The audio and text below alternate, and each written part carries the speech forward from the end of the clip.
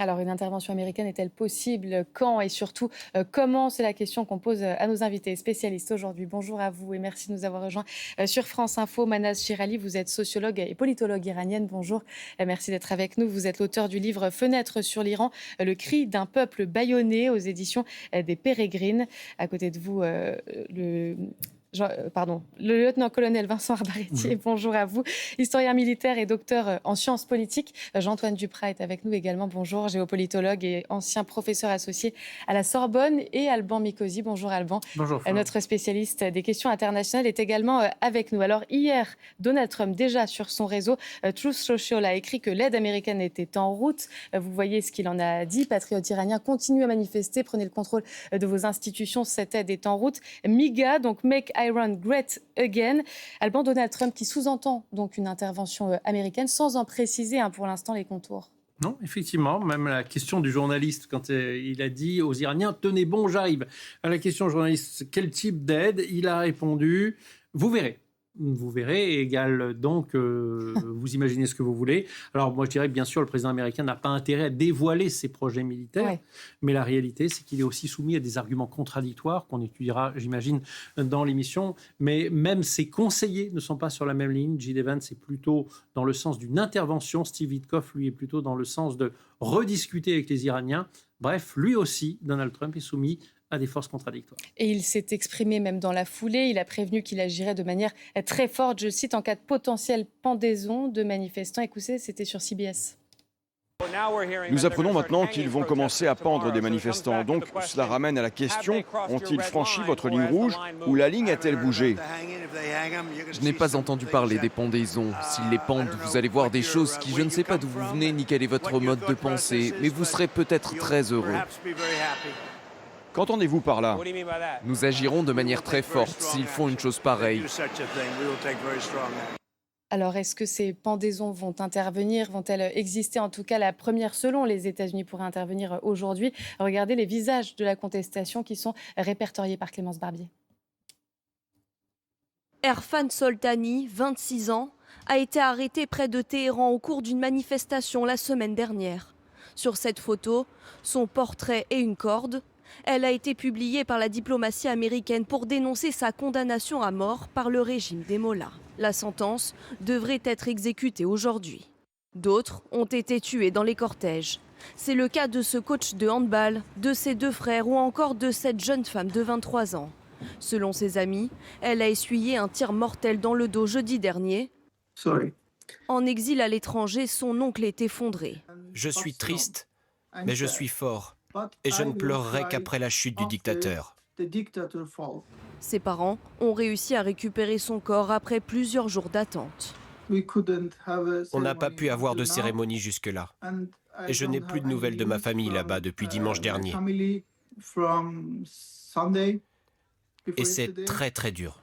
Les funérailles de ces manifestants ont été interdites. Les autorités veulent éviter que leur visage ne devienne un symbole de ralliement et que leurs obsèques se transforment en manifestations anti-régime, comme ici début janvier. Manaz Shirali, quelles sont les informations dont on dispose justement sur ces potentielles pendaisons? Ils sont prêts à tuer tout le monde, que ce soit par pendaison, que par bout portant sur les blessés dans les hôpitaux. Les médecins qui nous ont contactés pour dire qu'ils étaient catastrophés parce que des agents de l'ordre, les forces de l'ordre sont entrés dans leurs hôpitaux et ils ont tiré des balles dans la tête des blessés, ce qu'ils n'avaient jamais vu même pendant la guerre Iran-Irak. Ce genre de scènes catastrophiques, c'était totalement... Et donc, les informations qui nous viennent, c'est par bribes. Vraiment, c'est très peu.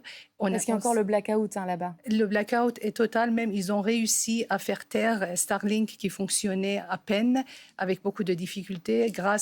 À cause de la technologie chinoise, la République islamique a réussi à faire taire Starlink, ce qui est catastrophique pour nous. Alors, comment vous vous informez? Très difficilement. Et hier, j'ai eu quand même quelques conversations entre mes contacts qui sont à l'étranger et leurs familles qui m'ont fait parvenir le témoignage des membres de leur famille, mais c'est très peu. C'est pas comme avant. Avant, j'avais tous les jours, j'étais en contact avec des dizaines de milliers d'Iraniens. Alors là, je suis vraiment à quelques témoignages près, pas plus. Alors, les seules images qui nous parviennent en direct d'Iran, ce sont celles-ci qu'on vous propose. Ce sont des images de la télévision iranienne officielle avec Alban des manifestations pro-régime où on voit brandir le portrait d'Ali Khamenei. Oui, alors c'est un rassemblement qu'on peut même qualifier de massif à Téhéran qui a pour cadre des obsèques de personnalités de soutien, de gardiens de la Révolution, qui auraient été tués dans les affrontements avec ce que la télévision iranienne appelle les terroristes. J'appelle, moi, à la plus grande circonspection sur deux choses. D'abord, on n'a pas de preuve du nombre de gardiens de la Révolution qui aient été effectivement tués par les manifestants. Donc, une première prudence. La deuxième prudence, vous voyez que la foule est massive à Téhéran, mais dedans, il y a évidemment des gardiens de la Révolution qui manifestent avec leurs familles, et également un certain nombre de fonctionnaires de l'État iranien qui n'ont pas d'autre choix que d'aller manifester. Il faut bien comprendre que lorsque vous dépendez de l'État iranien, il n'est pas question de ne pas aller manifester si on vous le demande. Donc, il y a beaucoup de monde. C'est fait pour montrer qu'il y a une partie des Iraniens qui soutient le régime. À quel degré tout le monde est là de manière strictement volontaire, je suis incapable de vous le dire. Jean-Antoine Duprat, la question qui se pose avec les déclarations de Donald Trump qu'on a entendues, effectivement, c'est quelle forme pourrait prendre une éventuelle intervention américaine. La première option, dit le président américain, ça reste la diplomatie avec éventuellement des négociations autour du programme nucléaire iranien. Oui, alors décrypter la pensée de Donald Trump, c'est toujours compliqué. Oui, on imagine que c'est ce qui peut se faire en coulisses d'ores et déjà. Deuxièmement, on peut ressortir la citation de Theodore Roosevelt qui disait « parler fort avec un gros bâton ». Donc il y a cet aspect dissuasif des choses. Après, quelle forme ça pourrait prendre ? Il est certain qu'il hésite aujourd'hui à engager une action militaire. Alors, sous quelle forme à définir ? Il y a débat au sein même des Américains. Il y a vraiment débat au sein des Américains. Je crois même que J.D. Vance a même un peu changé de position, puisqu'au départ, il était plutôt favorable à la négociation. Et là, il semblerait qu'il se soit durci. Hein. Mais il y a encore des gens qui sont... Et puis, de l'autre côté, il y a tous les alliés des Américains sur le terrain qui s'inquiètent, notamment les alliés des pays arabes, l'Arabie saoudite, où il y a les bases américaines, d'ailleurs. Parce que c'est clair que si demain, une opération militaire est engagée depuis une base Arabie saoudite, Qatar ou Émirats arabes unis, le risque, c'est les représailles de la part des Iraniens. Voilà. Donc, il y a toute cette ambiguïté-là. Et d'un autre côté, vous avez les Israéliens qui sont relativement partagés, mais qui aimeraient bien que le régime tombe. Oui. Alors, ce qu'il faut voir, c'est quelle est la plus grande efficacité pour faire tomber le régime. Est-ce que c'est donner un coup de pied dans la fourmilière comme ça ? On a vu que la dernière fois, c'était quand même un one-shot de bombardement. Ça n'a pas eu une efficacité extraordinaire. Est-ce qu'il faut combiner ça avec autre chose ? C'est peut-être ça qui est en train de se préparer. Est-ce qu'il va y avoir une opération ciblée sur le terrain ? Toutes les options, à mon avis, sont sur la table. Ce qui est probable, c'est qu'ils vont finir par intervenir. Vincent Arbaretier, c'est vrai, vous parliez de la dernière fois, lors de la guerre des 12 jours, il y avait eu ces frappes, en l'occurrence ciblées. Là, on parle de frappes qui pourraient être sur des sites militaires ou sur des sites de missiles balistiques, pour une première fois déjà dénoncer la répression et puis mettre un coup de pression sur le régime ? Non, je pense que si les Américains interviennent directement, ils le feront une seule fois, mais ce sera réussi. Ils se mettront dans des conditions optimales pour synchroniser les différentes actions, militaires ou non militaires. On peut à la fois négocier avec quelqu'un et le frapper. Évidemment, il ne faut pas le prévenir. Donc, ils sont en train de préparer, alors qu'il y a ensuite des divergences entre les conseillers, c'est une chose, mais le seul qui décidera, c'est le président Trump. Donc voilà. Moi, je pense que le problème pour les Américains, c'est comme pour toutes les opérations militaires, c'est le temps. Et puis, l'instant d'intervention. Est-ce qu'ils vont intervenir dans 2 jours, dans 2 mois, dans 2 semaines ? On n'en sait rien. Mais ils n'ont pas intérêt à attendre trop, dans la mesure où les insurgés iraniens n'aient pas d'armes. Alors, en fait, la vraie question qui se pose, on parle de gardiens de la Révolution qui ont été tués, c'est possible, mais ça veut dire que les insurgés ont des armes. Ou ça veut dire que l'armée leur a donné des armes. En fait, on ne le sait pas. Évidemment, ce n'est pas les autorités iraniennes qui vont dire « Ah bah, il y a une partie de l'armée qui a trahi » ou une partie des gardiens de la Révolution qui a trahi, mais c'est bien possible. Et ces mêmes forces internes à la société iranienne peuvent être activées par des Américains ou par des gens du Mossad. Donc là, on est dans le flou total. Ouais. Et ce qui est bien normal, parce que si on savait exactement ce qui se passerait, eh bien, les Iraniens aussi le sauraient. Et ce qui me pose question, enfin quelque part, c'est qu'on ne voit pas, comme dans la guerre des 12 jours, des acteurs neutres ou des alliés détecter le renforcement des bases américaines dans la région. Alors ils ont un porte-avions, c'est celui de la 5e flotte, qui est stationné normalement quand il est à quai vers Bahreïn, mais qui est on ne sait pas où. Et puis la dernière fois, on a bien vu que les Américains pouvaient intervenir en faisant venir des forces des États-Unis. Ils ont les moyens de ravitaillement en vol suffisants pour faire quelque chose. Il se peut qu'il y ait des troupes au sol, mais sur une durée prédéterminée. Ça peut être 2 heures, 2 jours, mais on ne le saura pas. Et puis... On rappelle peut-être que l'opération d'envergure, si elle est envisagée, c'est ce qu'a essayé de faire Israël lors de la guerre des 12 jours en juin dernier, avec l'aide des États-Unis, ça a échoué. Non, moi je dirais qu'Israël a réussi dans la mesure où ils ont réussi à casser la colonne vertébrale des forces atomiques, militaires iraniennes. C'était le but recherché. En fait, ça dépend de l'objectif aussi de Donald Trump. Est-ce que c'est de renverser le régime? Est-ce que c'est de l'affaiblir? Il ne va pas l'afficher. Manal Chirali. Je suis entièrement d'accord avec mon voisin.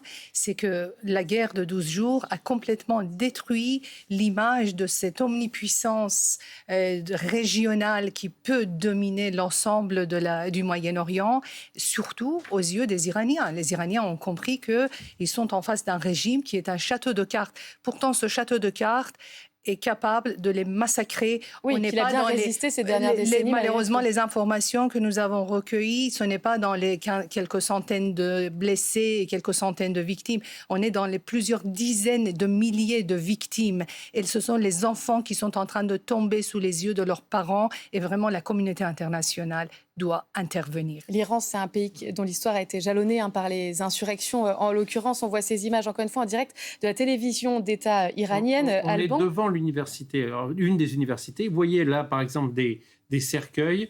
Ce que dit la télévision iranienne, encore une fois, ce que dit la télévision iranienne, c'est qu'il y a plusieurs dizaines de membres des forces de sécurité qui ont été tués par les insurgés, que cette manifestation est un hommage. D'ailleurs, il y a une prière des morts qui a été lue il y a quelques instants. Et on a même vu un camion de pompiers brûlé. Ils affirment que des pompiers ont été tués par les manifestants. Encore une fois, je suis incapable de vérifier la réalité de cette information. On a vu surtout aussi des portraits du président américain Donald Trump ensanglantés sur l'image, notamment. Vraiment, vous étiez en train de dire, ils ne veulent pas d'une intervention étrangère. Il la faudrait, mais sans doute certains n'en veulent pas. En l'occurrence, c'est ce qu'ils essaient de montrer là sur ces images. Évidemment, les dirigeants du régime ont peur de Donald Trump et ils ne souhaitent pas l'intervention américaine ainsi que leurs alliés européens. Ils ne souhaitent pas. Même ceux qui sont dans les pays calmes et libres et démocratiques, ils disent que les Iraniens doivent renverser le régime tout seul. Mais je me demande comment un peuple pourrait réagir face à un régime militaire. Vous savez, les Français, sans l'intervention de l'armée britannique et l'armée américaine, n'auraient jamais pu se débarrasser des nazis. Et comment on peut attendre que les Iraniens se débarrassent de ces mots-là qui sont encore pires parce que ça fait 50 ans, ça fait un demi-siècle, 47 ans tout juste, qu'ils sont en train de massacrer les Iraniens.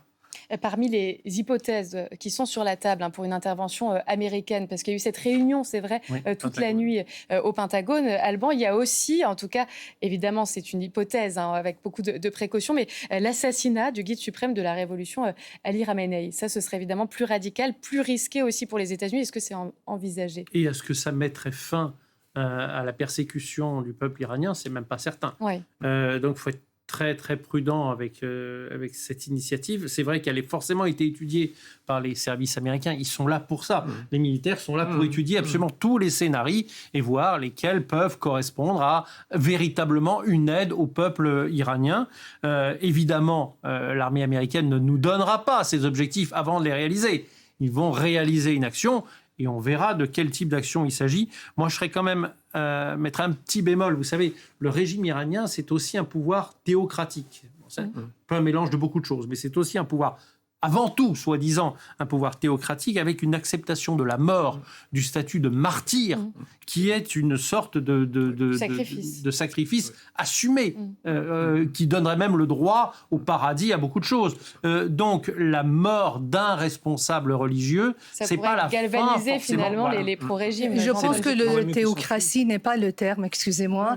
Théocratie, ça veut dire théo qui gouverne. À ma connaissance, Dieu n'a jamais gouverné tout seul.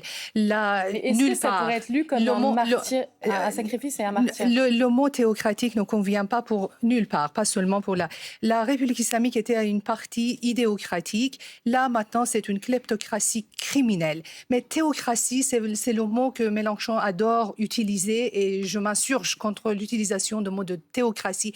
C'est une kleptocratie. Encore une fois, je crois que vous ne m'avez pas vraiment écouté. Oui, il s'agit c'est comme ça. Attendez, laissez-moi. Je vous ai écouté avec beaucoup d'intérêt.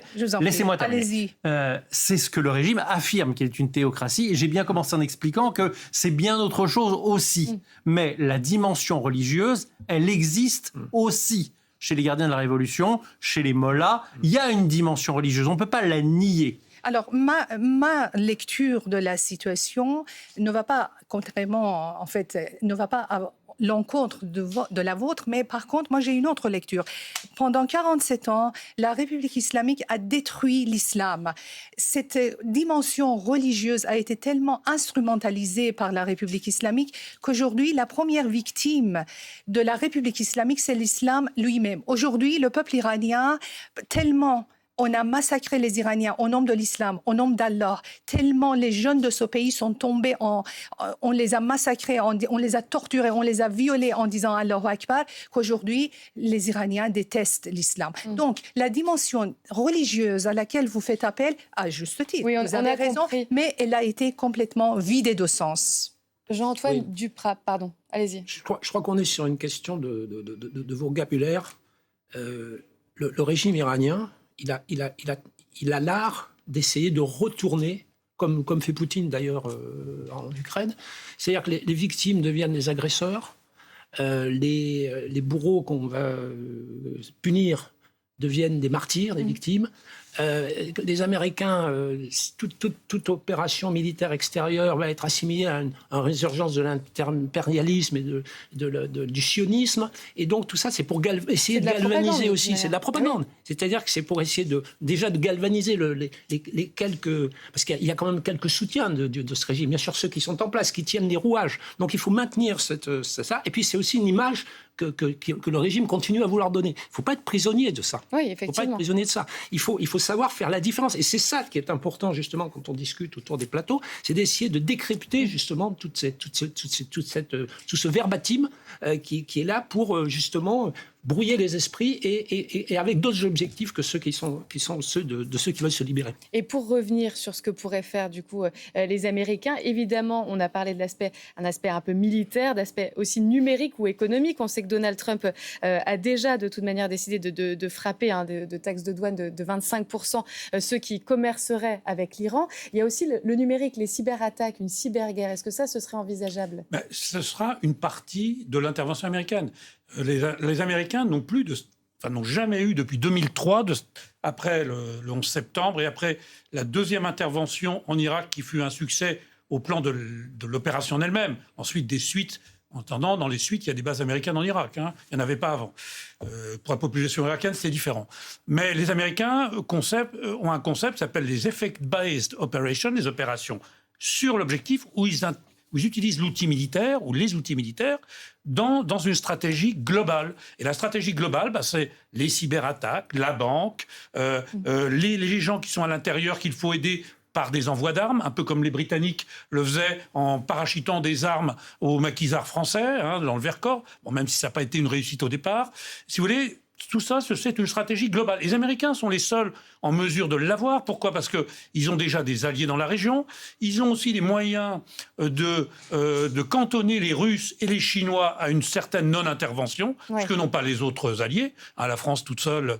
Et puis, si vous voulez, les Américains s'intéressent à l'Iran depuis les années 50. Il y a eu l'opération contre Mossadegh, qui n'a pas été une opération militaire, c'est la CIA qui a joué, où il obligeait le Shah d'Iran à ne plus avoir une politique politique socialiste, avec la captation des puits de pétrole qui serait reléguée simplement aux Américains. Donc, si vous voulez, les Américains connaissent bien la région. Ils ont un allié sur place, ça a été dit, c'est Israël.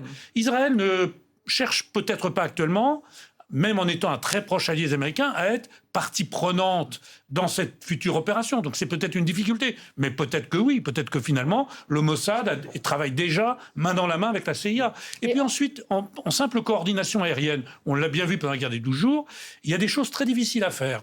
Les Américains sont intervenus dans le cadre d'une opération qui est planifiée et conduite par les Israéliens, ce sont les transferts d'autorité militaire sur la coordination d'une opération. Là, je pense que les Américains sont menants dans cette opération, et les Israéliens seraient concurrents. Ce qui n'a pas été le cas de l'opération des 12 jours, où les Israéliens étaient menants. C'était l'inverse. Et les Américains concurrents, quelle que soit leur puissance. Alors, plusieurs questions se posent à l'aune de ce que vous venez de dire. Est-ce que Donald Trump a les moyens d'ouvrir un nouveau front en Iran ? Quelle est la position de la France ? Est-ce que notre voix porte encore ? Est-ce qu'on est assez ferme face à ce qui se passe en Iran ?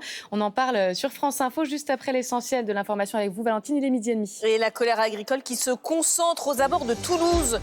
Aujourd'hui, où 8 personnes ont été interpellées, 6 placées en garde à vue depuis le début de la manifestation. Ce matin, annonce de la préfecture d'Occitanie de Haute-Garonne. Quant au blocage sur la 64, il a été levé.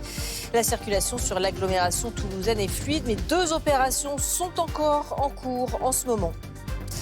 C'est du jamais vu selon le Rassemblement national. À un peu plus de 3 mois des élections municipales, le parti annonce déposer à peu près 650 listes. Sébastien Chenu indiquait par ailleurs ce matin sur France Info que 577 candidats sont déjà présélectionnés pour aller aux élections législatives. Des boîtes de thé Earl Grey Carrefour Classique rappelées dans toute la France, annonce ce matin du site gouvernemental Rappel Conso. Rappel effectué pour des raisons de sécurité à cause de la détection d'un pesticide non autorisé et dépassant la limite maximale résiduelle autorisée. L'opérateur Free Mobile écope d'une amende de 27 millions d'euros, 15 millions d'euros pour Free, ce qui fait 42 millions au total, après un vol massif de données confidentielles en 2024. Amende infligée par la CNIL, la Commission nationale de l'informatique et des libertés. Free annonce déposer un recours face à cette décision d'une sévérité inédite, selon ses termes, en matière de cyberattaque. Et puis en Thaïlande, une grue s'effondre sur un train de passagers, accident spectaculaire qui a fait au moins 32 morts et des dizaines de blessés. En s'effondrant, la grue a provoqué le déraillement en contrebas d'un train qui circulait entre Bangkok et le nord-est du pays. Voilà pour l'essentiel. On se retrouve juste avant 13h. À tout à l'heure, Valentine. Et nous, on se posait cette question. Donc, Donald Trump, en tout cas, c'est la question que j'ai envie de vous poser. A-t-il les moyens d'ouvrir un nouveau front en Iran, avec cette guerre qui serait donc finalement intersectionnelle, on a envie de dire, sur plusieurs secteurs, Jean-Antoine Duprat? Est-ce qu'il peut, après le Groenland, après le Venezuela, ouvrir ce front iranien? Alors, si on prend les chiffres bruts de ce que représente l'armée américaine, ils ont les moyens de faire des opérations. Quel type d'opération? Certainement pas une offensive à terre avec des Marines, etc. D'ailleurs, ce ne serait pas souhaitable. Mais tous les scénarios sont sur la table. J'ai eu l'occasion de discuter il n'y a pas très longtemps avec un ami qui connaît bien les services de renseignement américains. Il disait qu'il avait un interlocuteur qui lui disait nous avons tous les scénarios, tous les moyens. Simplement, maintenant, ce qui manque, ce qu'il faut, c'est la décision politique. Nous pouvons nous adapter à toutes les situations, mais il faut la décision politique. Et la problématique, elle est là. C'est-à-dire que, est-ce que c'est opportun d'intervenir maintenant ? Quand sera-t-il opportun d'intervenir? Ça fait prendre des paramètres en considération qui sont indépendants de la capacité technique militaire des Américains. Je crois que c'est ça qu'il faut comprendre. Et pourquoi il attend, Donald Trump? C'est vrai qu'il a eu des menaces très fortes dès le début, Alban, et puis là, on le sent quand même un peu plus hésiter. Est-ce que c'est justement parce qu'il y a des tensions au sein même de son propre parti aux États-Unis? Parce qu'il écoute les chefs d'État régionaux, l'Arabie Saoudite, le Qatar, sont très contre l'idée d'une intervention, parce qu'ils savent que potentiellement, si l'Iran répond, ça peut tomber sur leur territoire. Pour répondre à votre question, est-ce qu'ils ont les moyens? Oui, les Américains ont les moyens, et largement. Ils ont entre 40 et 50 000 hommes sur la zone, des centaines d'aéronefs. Est-ce qu'ils ont les moyens? Oui, ils ont les moyens. Après, le risque, c'est celui, effectivement, de la représailles du pouvoir iranien, qui pourrait être sur des bases américaines, mais ça, j'allais dire, c'est même pas le plus grave. Et de l'embrasement régional. Mais ça peut être un embrasement régional qui pourrait toucher jusqu'à Israël. Je voulais raconter très rapidement une petite histoire. Au mois de juin dernier, quand il y a eu la guerre des 12 jours, je ne sais pas si vous vous souvenez, mais les Iraniens ont frappé une base militaire américaine au Qatar, qui s'appelle Al-Udeid. Elle a été frappée, mais ça fait 0 victime. La base avait été évacuée. Pourquoi ? Parce que les Iraniens avaient prévenu les Américains. C'était presque un accord entre les deux pays. Ils les avaient prévenus, on va bombarder telle base à telle heure. Bon, évidemment, ils ont évacué la base, il n'y a pas eu un blessé. Là, les Iraniens pourraient très bien ne prévenir personne. Donc, il y aurait des morts. Et vous savez que Donald Trump, c'est pas sa doctrine. Et est-ce qu'il a besoin du Congrès, Donald Trump, pour prendre sa décision ? Je ne sais plus vous dire. Théoriquement, oui, pour engager une guerre à l'extérieur. Il peut s'octroyer le droit on a vu récemment qu'il s'en est passé. En tout cas, c'est vrai que Donald Trump, il a réagi notamment à cette répression sanglante dont on vous redonne les chiffres. 700 selon l'ONG Iran Human Rights. C'est presque le bilan le plus faible. Vous nous avez dit plusieurs dizaines de milliers de victimes. On entend et on peut lire 2500 victimes selon d'autres ONG, 18 000 arrestations. Ce sont les chiffres qu'on peut lire à droite, à gauche. Donald Trump, il a dit « Notez bien les noms des meurtriers et des agresseurs. Ils paieront le prix fort. » Il a annulé toutes ces réunions avec des responsables iraniens tant que le sang continuerait de couler. Cette répression, elle doit cesser et c'est ce que disent aussi toutes les capitales européennes hier qui ont convoqué leurs ambassadeurs de France en Iran, leurs ambassadeurs iraniens en France, en l'occurrence en France à Paris ou encore à Berlin et à Londres. Je vous propose d'écouter le chef de la diplomatie Jean-Noël Barrot à ce propos. Nous ne savons que peu de choses, malheureusement, puisque les autorités de l'Iran ont décidé de couper Internet, sans doute pour mieux masquer l'étendue de l'horreur qui nous a toutes et tous profondément choqués. Ce que nous soupçonnons, c'est qu'il s'agit là de la répression la plus violente dans l'histoire contemporaine de l'Iran et qu'elle doit impérativement cesser. Qu'est-ce qu'elle porte, cette voix de la France ? Est-ce que les mots sont à la hauteur, Vincent Arbarettier, de la situation ?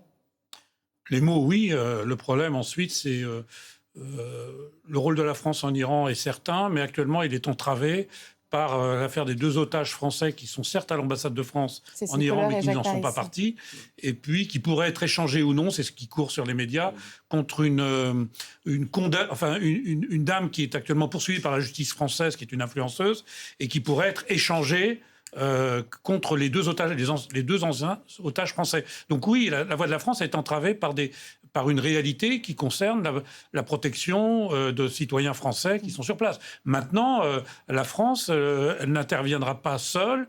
Et puis, de toute façon, a-t-elle la possibilité d'intervenir dans la région ? Théoriquement, oui, puisque nous avons aussi des forces, notamment aériennes, qui sont dans la région, qui sont en Jordanie, qui sont aux Émirats arabes unis, et pas qu'aériennes d'ailleurs.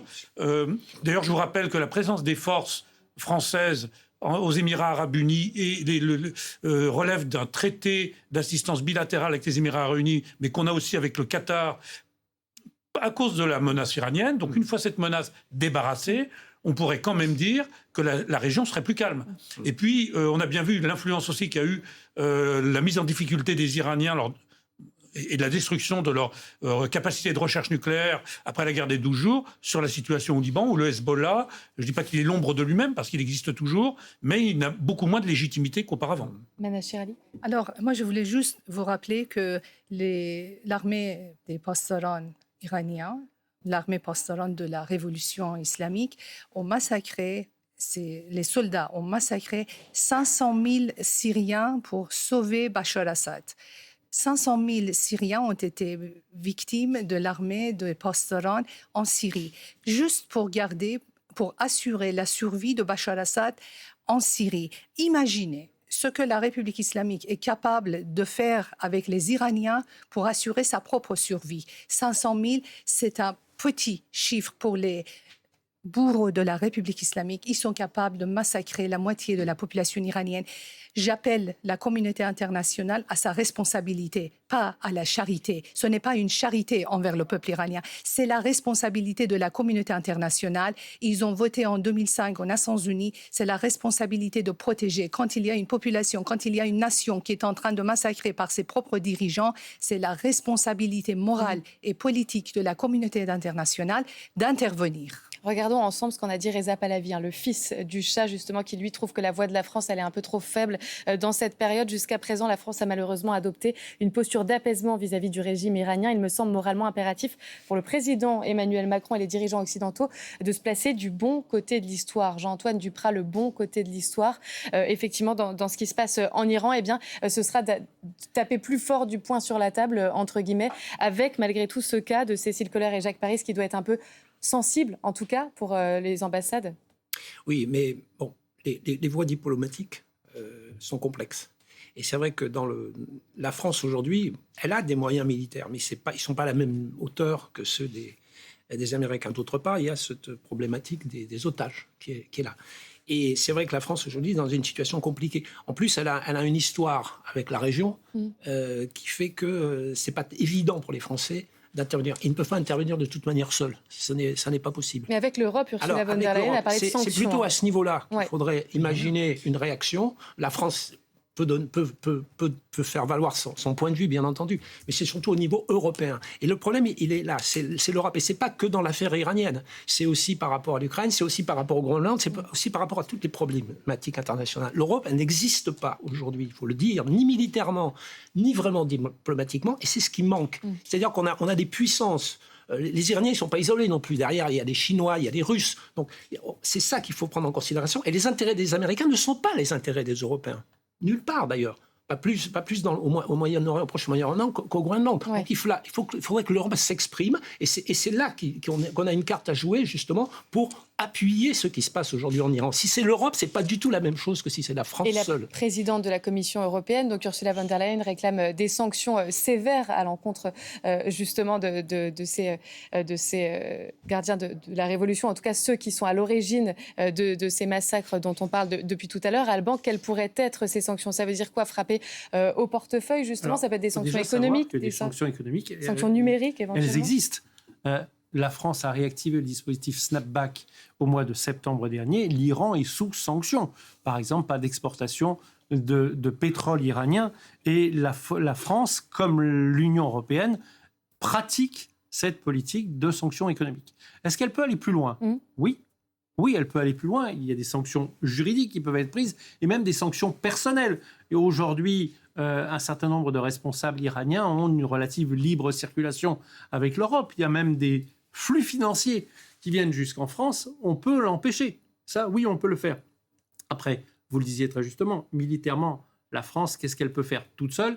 Pas grand-chose. Réellement, on va voir ce que les Américains pourront faire. Mais encore une fois, même les Américains, aussi puissants qu'ils soient, et ils le sont, vous comprenez bien qu'ils hésitent un peu. Voilà aussi pourquoi la France, elle fait ce qu'elle peut à son niveau. Il y a 1000 Français qui vivent en Iran à l'heure où on se parle environ. Vincent Arbarétier, ça voudrait dire finalement aller vers davantage de sanctions, comme vient de nous le dire Alban Mikosi, un peu comme ce qu'on a fait avec la Russie? Oui, alors on sait bien que ce sont des sanctions qui malheureusement n'ont d'effet qu'à très long terme. Donc en réalité, je pense que l'intérêt des Américains pourrait être, mais là, je dis bien, j'en sais rien, d'associer des alliés comme ils l'ont fait dans la lutte contre Daesh, par exemple, ou actuellement contre l'État islamique. Et des pays du monde arabe. Oui, il y a eu la Jordanie qui a envoyé des F-16 taper sur des objectifs en Syrie. Maintenant, est-ce que c'est leur intérêt, les Américains? J'en suis pas sûr. Il faut voir aussi qu'il y a une grande concurrence commerciale dans la région entre les Européens, certains Européens et les Américains. Un exemple, avant la guerre de 2003 contre l'Irak que les Américains ont menée avec les Britanniques, il faut savoir qu'il y avait des firmes comme Siemens, allemandes, et puis des firmes françaises que je ne citerai pas. Et après, quand les Américains ont, entre guillemets, libéré l'Irak de Saddam Hussein, ces mêmes firmes n'ont eu aucun ticket, aucune place, évidemment, dans la reconstruction de l'Irak. Ouais. Donc derrière, il y a quand même des luttes d'intérêts, comme il y en a toujours eu. Et dans l'ancien Iran du Shah, c'était un peu la même chose. Il y a beaucoup de firmes françaises qui étaient sur place et qui ont disparu avec la guerre Iran-Irak, dans la mesure où la France soutenait Saddam Hussein contre les Mollahs pendant la guerre de 8 ans, de 80 à 88. Manal Chirali. Écoutez, je le dis à titre personnel, la France peut-être ne peut pas intervenir militairement et personnellement, je n'attends rien de la France. Ce que j'attends de la France, c'est plutôt qu'elle se taise parce que ces hommes politiques qui exhortent Donald Trump à ne pas intervenir, ces hommes politiques français qui s'alignent sur les intérêts du Qatar pour sauver la République islamique, ils sont des complices des massacres qui se produisent actuellement en Iran. Je demande à monsieur ancien ministre Dominique de Villepin, monsieur l'ancien ministre, s'il vous plaît, taisez-vous.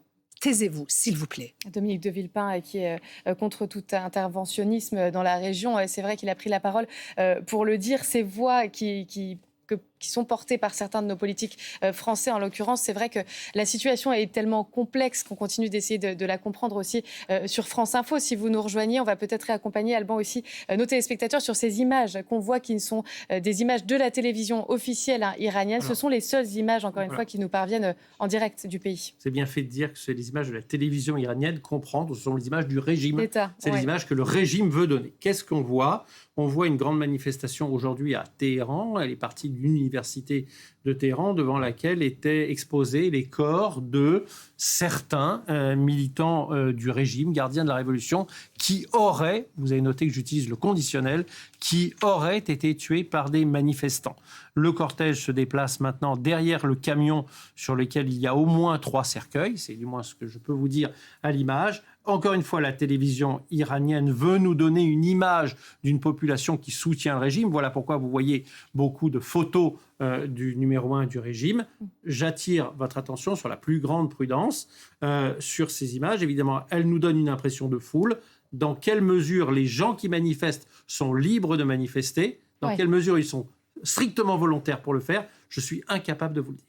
Et comme on vous le disait, donc, le président américain est en train en ce moment de réfléchir à une possible intervention. On s'est posé la question de quel type d'intervention. Et la question du quand, Vincent Arbaretti, elle va venir à peu près en même temps, puisque tant qu'on ne sait pas exactement quel est le projet du président américain, évidemment, c'est difficile d'avoir une échéance. Mais il déclenchera l'opération dès lors que des agents sur place ou des alliés iraniens sur place lui donneront le feu vert, parce que cette opération n'a pas le droit d'échouer. Ça a été un peu le cas du Venezuela. Il y a eu le phénomène de surprise, mais il y a aussi le phénomène d'opportunité opérationnelle. Et comme je le disais, cette opération, elle sera sans doute partiellement militaire, mais pas que. Il y aura une aide sur place des services secrets qui ne sont pas constitués que de militaires, d'ailleurs, ou de forces spéciales, américains, alliés, peut-être du Mossad, peut-être même occidentaux. Les Occidentaux ne le disent pas, bien évidemment, qui agiront en aide aux insurgés iraniens. On disait il y a quelques jours encore, l'Iran, c'est pas le Venezuela, mais on comprend bien, Jean-Antoine Duprat, que la situation, elle évolue extrêmement vite, évidemment, pour les raisons que vous avez rappelées, à savoir que les massacres qui sont en cours sont absolument catastrophiques et énormes. Encore une fois, plusieurs centaines, voire plusieurs milliers de personnes auraient trouvé la mort. Oui, c'est bien ça. Et c'est vrai qu'on a le sentiment que plus on attend, plus il y a de massacres. Cela dit, le temps de l'intervention est quelque chose de très important, parce que ça ne peut pas échouer. Si ça échoue, c'est probablement la meilleure opportunité qui ait jamais eue aujourd'hui qu'il y ait un changement en Iran. Mais c'est vrai que le régime est fragilisé, qu'il y a cette énorme contestation, cette aspiration, une libération qui touche 80% de la population iranienne. Il ne faut pas que l'intervention extérieure vienne casser cette dynamique. Et il faut qu'elle soit efficace. Et c'est là toute la difficulté. Et le choix qui va être fait va être fondamental. Eh bien, on verra dans les prochaines heures, dans les prochains jours, ce que décide le président américain qui a les clés en main, effectivement, sur ce dossier. Merci à tous. Merci, Manaz Chirali, d'être venu sur France Info. Vincent Arbaretti, Jean-Antoine Duprat et Alban Mikosi, qu'on retrouve chaque jour, évidemment, sur France Info. On continue de dérouler l'actualité. On parle climat et intelligence artificielle sur France Info, parce que c'est lié en termes de température. Vous le savez, les records tombent les uns après les autres. 2025, c'est la 3e année la plus chaude jamais enregistrée sur Terre, selon les données de l'agence européenne Copernicus. Bonjour à vous, Florent Boutet. Vous allez justement nous expliquer ces chiffres. Oui, c'est vrai. Regardez, en ce qui concerne ces températures, justement, ce qu'on se rend compte, c'est qu'il fait chaud, de plus en plus chaud, et malheureusement, cette tendance, elle devrait continuer. Regardez, les températures, elles ne font qu'augmenter, et c'est vrai que les années les plus chaudes jamais enregistrées, elles sont toutes situées dans la dernière décennie. Il y a même les 3 dernières années, vous le voyez ici, qui sortent du lot. En premier lieu, l'année passée, plus 1,47 degrés par rapport à l'ère pré-industrielle. C'est celle qui nous intéresse en premier chef. Mais regardez, 2024, c'était l'année record, plus 1,60 degrés. Et la deuxième, la plus chaude, c'était 2023, plus 1,48. On le répète, ces 3 dernières années, pourquoi est-ce qu'elles inquiètent énormément ? Parce que soit elles dépassent, soit elles sont toutes proches des plus 1,5 degrés par rapport à l'ère pré-industrielle, qui était la limite à ne pas dépasser, fixée par la conférence de Paris sur l'accord sur le climat. Alors c'est vrai, en 2025, cette planète qui se réchauffe a généré énormément de catastrophes. On se rappelle bien sûr des incendies dévastateurs sur Los Angeles en Californie, des inondations catastrophiques par exemple aussi au Pakistan, une mousson diluvienne couplée à une fonte des glaciers dans l'Himalaya, résultat des centaines de victimes aussi. C'est ce que l'on a recensé avec les typhons qui se sont enchaînés de façon destructrice aux Philippines. Sommes-nous pour autant sur la bonne voie? On sait que les particules de CO2, elles restent une centaine d'années dans l'atmosphère. Elles mettent donc longtemps à disparaître. Mais regardez, la Chine, le premier émetteur mondial, avec un tiers des émissions, il a peut-être, depuis 18 mois à peu près, depuis mars 2024, atteint un palier dans ses émissions, l'empire du milieu. Et ça, c'est peut-être grâce au fait qu'il utilise énormément d'énergie renouvelable. Désormais, le premier producteur mondial est de loin, que sa démographie est en baisse. Mais le problème, c'est que c'est toujours l'usine du monde et que sa consommation de charbon reste très élevée. Elle continue même à augmenter. En Europe aussi, ça ne baisse plus assez vite. La faute à la voiture thermique qui est toujours très présente et puis au secteur du logement, encore de l'agriculture qui ne font pas assez d'efforts. Mais le mauvais élève, clairement, c'est les États-Unis avec, depuis le retour de Donald Trump, regardez, l'année 2025, les émissions qui sont reparties à la hausse, plus 2,4%. Là, on cause aussi le charbon, les usines électriques qui tournent à plein régime. Pourquoi ? Eh bien, pour alimenter l'IA, l'intelligence artificielle qui est vraiment très, très gourmand dans la matière. Effectivement, et ça pose de nombreuses questions. Merci beaucoup, Florent Boutet, pour toutes ces précisions. Et bonjour à vous, Marlène Debanque. Bonjour. Vous êtes l'invitée du 11-13 aujourd'hui, ingénieure au Shift Project. Alors, vous avez été étonné hier quand ce chiffre est sorti que vient de rappeler Florent. C'est vrai que ces émissions de gaz à effet de serre aux États-Unis repartent à la hausse pour deux raisons, le froid et l'intelligence artificielle. Oui, et notamment aux États-Unis, puisque là-bas, l'électricité qui va être utilisée pour les data centers, elle est pas bas carbone comme ce qu'on peut avoir en France. Et donc, c'est très différent aux États-Unis parce que chaque État a un peu son réseau électrique. Mais grosso modo, ça repose beaucoup sur du gaz. Et en ce moment, on assiste à une période où, en fait, l'intelligence artificielle vient justifier la relance de nouvelles infrastructures gazières. Donc, on va relancer finalement des usines qui fabriquaient des turbines à gaz, des nouveaux pipelines gaziers. Pour notre utilisation d'intelligence artificielle. Voilà, c'est ça, pour l'utilisation de l'intelligence artificielle.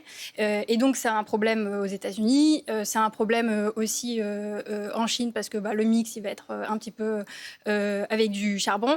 Et pourquoi nous, Français, on est concernés, c'est qu'en fait, nos usages de l'intelligence artificielle, ils ne tournent pas dans notre smartphone, sur notre main ou dans notre ordinateur, sur notre bureau.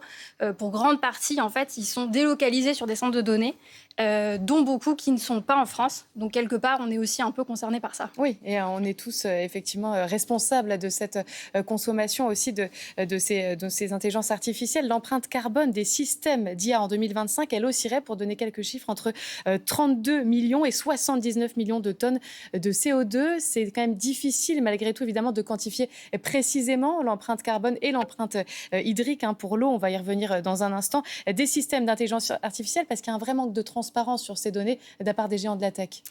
Oui. Et c'est pour ça que ces chiffres où on vient délimiter que le périmètre d'un usage de l'IA, ils sont extrêmement difficiles à appréhender. Et c'est pour ça que nous, au Shift Project, on travaille plutôt sur les data centers et sur la filière data center, parce que c'est beaucoup plus facile en fait pour nous de savoir où ils sont. Mais comme ils sont branchés à une prise, on sait combien ils consomment, et du coup on sait combien ils consomment, on sait quel est le mix électrique, et donc c'est plus facile de donner l'empreinte carbone de la filière centre de données que d'essayer d'attribuer la part de l'IA dans tout ça. Mais ce qui est sûr, c'est qu'on construit de nouveaux centres de données pour l'IA, donc ça a bien finalement un effet sur le fait que cette filière grossisse. Oui, et cette filière, elle existe essentiellement, on va dater avec l'arrivée de ChatGPT de 2022. C'est vrai que dès l'année suivante, dès 2023, on s'est posé la question de la consommation d'eau aussi de ces systèmes d'intelligence artificielle. Et en fin d'année, on a appris ce chiffre impressionnant, qu'elle engloutissait l'IA, déjà autant d'eau que toutes les bouteilles bues sur la planète. C'est une consommation astronomique. Ouais, pareil, ces chiffres, moi, pour être honnête, je m'en méfie un peu, parce que c'est extrêmement difficile de faire des bilans globaux. C'est pour donner une idée. Voilà. Par contre, ce qui est sûr, c'est que si vous, spectateurs, vous habitez pas très loin d'un centre de données, c'est important de savoir quelle est la technologie de refroidissement qui est utilisée dans ce centre de données, parce que certaines vont avoir un impact sur des prélèvements d'eau et d'autres ne vont pas en avoir. Et c'est important aussi que les acteurs de ce centre de données et les acteurs de la région où vous habitez fassent un peu des projections sur est-ce que dans votre région, il va y avoir des stress hydriques dans les 10, 20, 30 prochaines années à venir à cause du changement climatique pour être sûr que les infrastructures qu'on installe, elles soient compatibles finalement avec les scénarios climatiques qui nous attendent. Parce que pour qu'on comprenne bien, effectivement, la consommation en énergie de l'intelligence artificielle, c'est 3 choses. Vous parlez des data centers, il y a effectivement le refroidissement de ces centres de données gigantesques, la production d'électricité aussi, et puis la fabrication du matériel. Exactement, c'est les trois grands déterminants. Et la consommation d'électricité, le problème qu'on a, c'est qu'elle est en forte hausse. Malgré, en fait, on a énormément de gains d'efficacité énergétique dans cette filière, mais malgré ces gains d'efficacité énergétique, il y a tellement une explosion de l'offre de puissance de calcul que ça vient compenser de ça. Donc on a une consommation d'électricité qui augmente de 13% par an. Et chaque année, ce 13%, il augmente 14-15%. Donc c'est toujours d'autant plus. La consommation d'électricité, vous l'avez dit, le problème, c'est qu'elle est pour, dans le monde, 50% d'origine fossile. Donc qu'est-ce que ça veut dire ? Ça veut dire que ça a 10 à 20 fois plus d'impact climatique que quand c'est de l'électricité bas carbone. Donc, ce n'est pas juste 2 fois plus, c'est vraiment un ordre de grandeur en plus. Et enfin, la fabrication des équipements qui jouent pour beaucoup. Et nous, ce qu'on fait au chiffre, c'est on prend un peu tous ces chiffres, on les met ensemble et on regarde ce que ça veut dire en termes d'empreinte carbone pour la filière centre de données. Et quand on fait ça, on voit que dans les années 2020, on était autour de 200 mégatonnes de CO2 équivalent. Et on s'oriente vers 1 gigatonne, soit entre 2030 et 2035. Ça dépend un peu des scénarios de transition énergétique. Peut-être 2030, si on est dans le scénario où les États-Unis installent beaucoup de gaz. Et peut-être plus tard, 2035, si les États-Unis sont beaucoup plus calmes. Et cette gigatonne, en fait, c'est beaucoup. C'est plus de 2 fois les émissions de gaz à effet de serre de la France, tout secteur confondu, alors que là, on parlerait que des centres de données. Et surtout, le problème que ça pose, c'est que c'est des nouvelles infrastructures qu'on construit, qui ont vocation à vivre pendant 25 ans, des data centers. Et donc, quand on se projette dans 25 ans, on a une nouvelle gigatonne de plus à gérer, alors que précisément, on est en train d'essayer d'en enlever des gigatonnes sur la planète. Pour vous donner une idée, les forêts dans le monde, ce qu'elles pourraient absorber dans un monde net zéro, c'est 6 gigatonnes. Donc là, on construit 1 gigatonne, alors qu'en 2050, on devra faire avec 6. Donc tout l'enjeu... Ça a un coût, Voilà, c'est un coût financier qui est supporté par les sociétés et pas par les entreprises qui les émettent. Et après, il y a le coût des dégâts du changement climatique, dont il y aura peut-être aussi un peu mention dans le rapport Copernicus. Et effectivement, s'engager dans le développement